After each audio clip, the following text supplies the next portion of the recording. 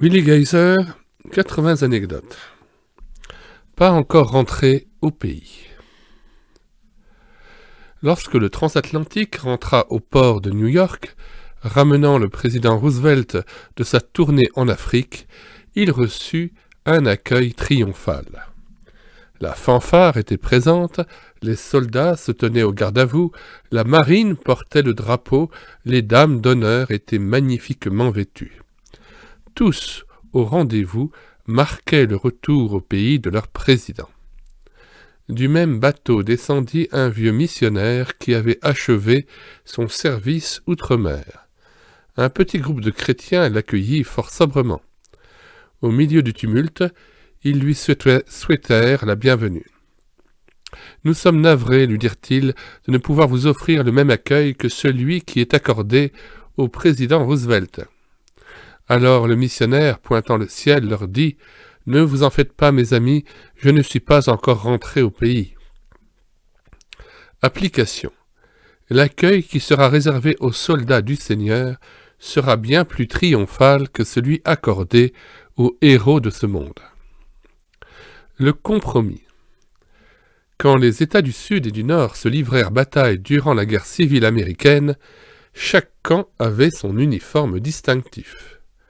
Un cultivateur qui vivait à la frontière des deux antagonistes, ignorant la tournure que prendrait la guerre, pensa qu'il serait éventuellement en sécurité s'il appliquait le stratagème suivant comme mesure de compromis.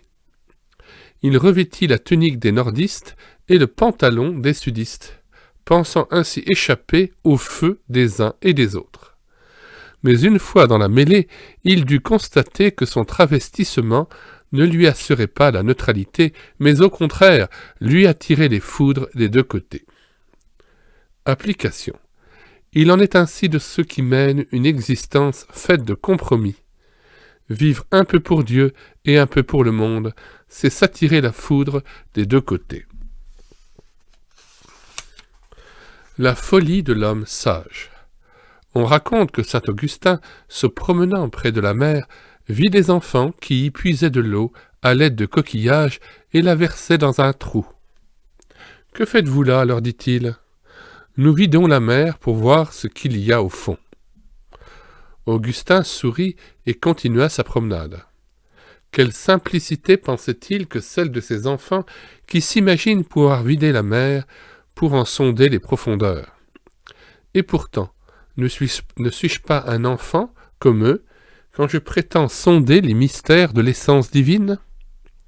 Application. Que de gens naïfs, aujourd'hui, croient pouvoir analyser Dieu plutôt que de l'accepter simplement. Ils sont en réalité comme ces enfants, persuadés d'être en train de vider l'océan, mais inconscients apparemment de leur sottise. Attitude envers l'œuvre de Bach. En 1928, les éditeurs d'une revue allemande, ayant appris que le grand savant Albert Einstein était un violoniste accompli, le talonnaient pour lui faire dire ce qu'il pensait de Bach. Il répondit sur un ton bourru ce que j'ai à dire de l'œuvre de Bach. Écoutez-la, jouez-la, admirez-la, et taisez-vous. Application. Ne devrions-nous pas avoir la même attitude envers l'œuvre de notre Dieu, l'admirer, l'écouter, la jouer, la chanter et l'appliquer dans nos vies sans réplique ni hésitation. Les deux poulets. Un samedi soir, 1 minute avant la fermeture des magasins, un homme entra hâtivement dans une boucherie. Tout essoufflé, il dit au patron « Vous reste-t-il encore un gros poulet ?» Un ami vient d'arriver chez moi avec toute sa famille. Le boucher prit le dernier poulet qui lui restait et le mit sur le plateau de la balance. Son poids est de 1 kilo. Est-ce que cela vous convient? Je le trouve un peu petit. N'en auriez-vous pas un autre? Dissimulant son poulet, le boucher se dirigea vers le réfrigérateur, claqua la porte et revint au comptoir. Déposant le même poulet sur la balance, et forçant celle-ci quelque peu, il dit à son client « Celui-ci pèse 1,5 kg, le prenez-vous » « Eh bien, il n'est pas trop gros non plus. Il vaudrait mieux que vous me donniez les 2 poulets. » Pris à son propre manège, le boucher resta interloqué. Application. La Bible dit que notre péché nous atteindra. La tromperie ne paie jamais. La calomnie. Fortement troublée par les accusations que lui adressait sa conscience, une croyante alla voir son pasteur dans l'espoir de trouver la paix de l'âme. « Je me suis livré à la calomnie et j'ai répandu des faits inexacts sur diverses personnes. J'aimerais réparer mes torts. Que dois-je faire » demanda-t-elle à l'homme de Dieu.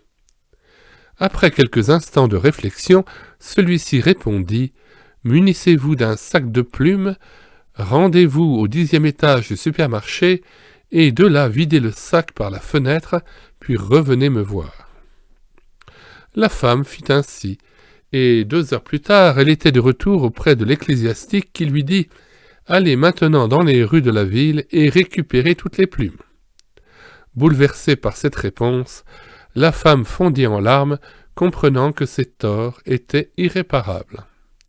Application. Mais la langue, aucun homme ne peut la dompter. C'est un mal qu'on ne peut réprimer. Elle est pleine d'un venin mortel. Jacques 3, verset 8. Quand on tourne en rond.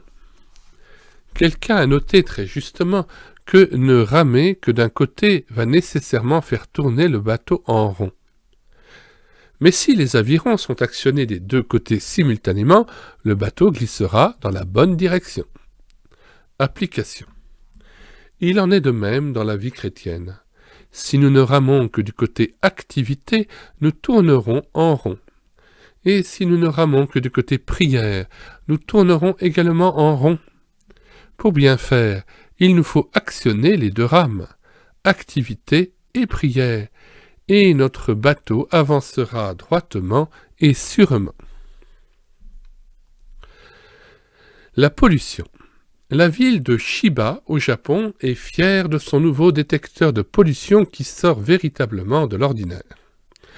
Il est installé devant la gare centrale et on espère qu'il contribuera à attirer l'attention du public sur le problème de la pollution. Il s'agit d'une armature en fer de 6,50 m de haut, portant un panneau de 4 m sur 2,50 m, muni d'ampoules électriques. Son originalité vient de ce qu'il est humanisé.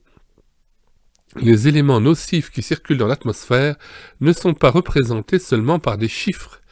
Ils apparaissent également sous la forme d'un visage arrondi. Selon le degré de pollution enregistré, l'expression de ce visage peut être souriante, neutre, méfiante ou furieuse. Un visage souriant signifie que l'air est pratiquement pur, tandis qu'un visage mécontent annonce le danger. Application. Il en va de même pour les hommes. L'expression de leur visage indique incontestablement le degré de pollution de leur cœur. La protection divine. Dans un pays de l'Est, une quinzaine de mineurs attendaient le départ de la cabine qui devait les conduire dans les profondeurs minières. Ils se raillaient tumultueusement du seul chrétien qui se trouvait parmi eux. Pour marquer son mépris à l'égard du croyant, l'un des ouvriers se saisit de son sac à lunch et le jeta par la fenêtre. Le chrétien bondit hors de la cabine pour récupérer son bien. Mais ses collègues fermèrent la porte et au même instant, la cabine s'enfonça dans les profondeurs, laissant derrière elle le chrétien déconcerté. Quelques instants plus tard, on entendit un grand craquement. Le chrétien, saisi de terreur, comprit que les câbles de la cabine avaient lâché. Il entendit un boom étouffé, suivi d'un silence total. Dieu avait épargné la vie de son enfant. Application. Le Seigneur s'est délivré de l'épreuve les hommes pieux, 2 Pierre 2,9. L'ange de l'Éternel campe autour de ceux qui le craignent, et il les arrache au danger. Psaume 34, verset 8. Le prince arabe.